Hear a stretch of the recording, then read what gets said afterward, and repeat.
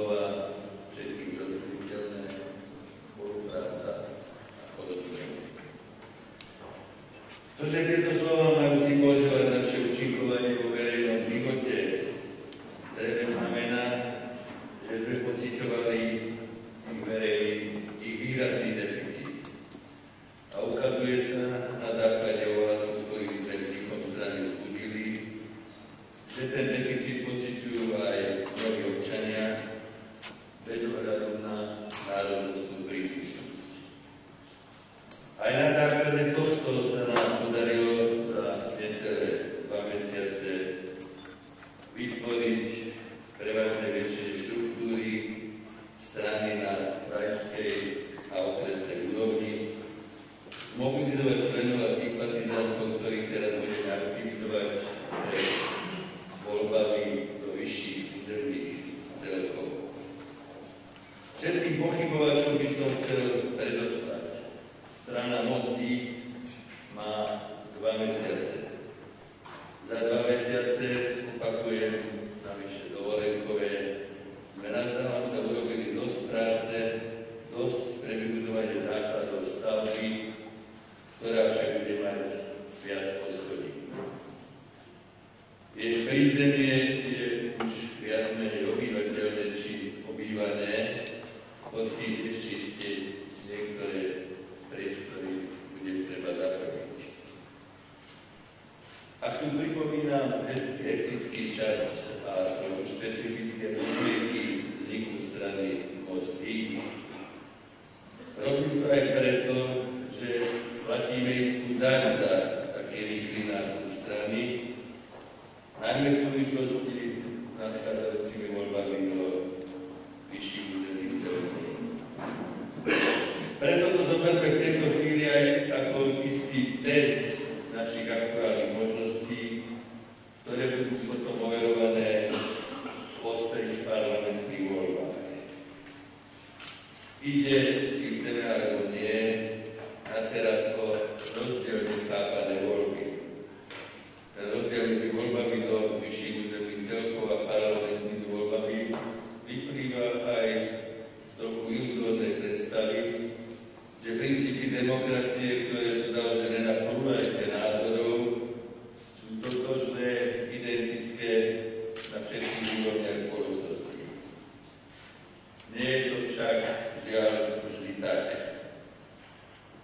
Na lokálnych a župných úrovniach totiž neraz univerzálne platné hodnoty demokracie bývajú revalcované, ak tak chcete, princípy pragmatickými. A tie sú, ako je známe, spojené najmä s peniazmi a s ich rozdeľovaním. Výnimkou je dnes nitriansky vyšší územný celok, kde princíp rozdeľovania platí, ale iba medzi vybranými slovenskými stranami. Zaberanú prax potvrdzuje ešte navyše teda nacionálny aspekt. Vo vysokej politike sa deje analogicky to isté, lebo v rámci vládnej koalície sa napríklad posledné megaškandálne centre diali tak povedať v priamom prenose, hoci nie je žiaľ isté, že otvorili voličom oči. Pravdou však je, že vo vládnej koalícii to ešte celkom tak dobre nejde, aby sa strany spájali bez ohľadu na hodnotové rozdiely, ktoré medzi nimi reálne existujú. Toto prosím je odkaz všetkým, ktorí už dnes vytvárajú rôzne konfabulačné teórie o budúcich koalíciách a s obľubou nás do nich zapájajú. Pre nás pravda, že ak by sme chceli podľahnuť nejakej eufórii, je príjemné či pozitívne, že tieto virtuálne prognózy s nami rátajú. Ale to je na teraz jediné pozitívne. My napriek tomu, či práve preto musíme vytvoriť v strane Mostík atmosféru, ktorej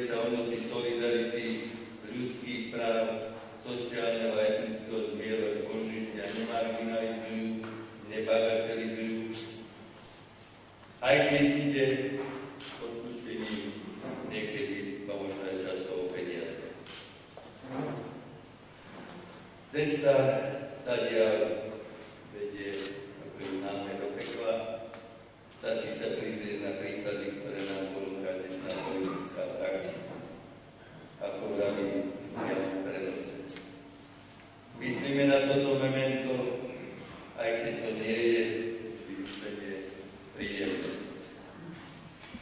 Vážené delegáty a delegáti, dnes, keď je predseda strany Vera Bugár s programom strany Mostky dôkladnejšie hovoriť, bude dôležité sa pri tom pristaviť a prebrať si témy, ktoré navrhujeme na riešenie podrobne.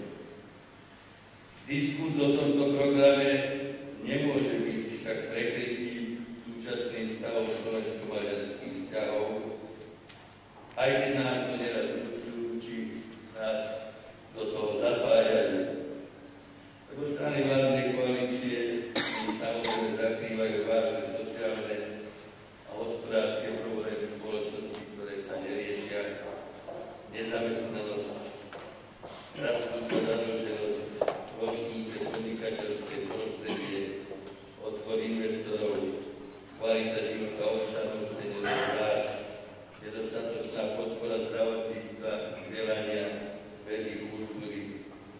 Skrátka, všetko to sa týmito mega nacionálnymi problémami, ktoré dnes tiež počúvame a vidíme priamo v prenose, všetko to má redukovať a zhoršovať život našich občanov. Všetky tie silácké reči, najmä nacionalistických extrémistov, majú zakryť špinavosti, ktoré sú aj tak iba špičkou ľadovca, o rozvoju, ktorého náš občan vlastne nemá vôbec tušení. Na toto všetko reaguje náš program, s ktorým sa chceme dnes zoznámiť a o ktorom chceme dnes hovoriť. Napriek tomu, že som hovoril za celospoločenský, teda celoplošný program našej strany a že sa teším spontánnym ohlasom zo zmiešaných území Južného Slovenska a regiónov, ale aj okresov so slovenským obyvateľstvom, že sa teším každému jednotlivcovi, ktorý sa tak povediac spontánne hlási k našemu programu prezentovanému v osobných či mediálnych komunikáciách. Napriek tomu myslím si, že si musíme aj v tejto veci uvedomiť veľkú zodpovednosť, ktorú sme na seba vytvorili v strane Mostky vzali spoločne, ale aj individuálne. Každý z nás, ktorý si povedal, že hodnoty, ktoré chceme presadzovať, stoja aj za nejakú osobnú voľbu. Viem, že hovorím o pomerne zložitom, ťažkom probléme, ale mám pocit, že tak ako naša krajina nie je ešte zrelá na demokraciu, nie sme ani my všetci ešte zreli na to, aby sme vytvorili súdržnú slovensko-maďarskú, ale aj v širšom zmysle multietnickú, skutočne občiansku stranu. Opakujem znova, strana vznikla za istých etnických podmienok. Podstatnou bol istý rozpad strany maďarskej koalície, ale vyprofilovala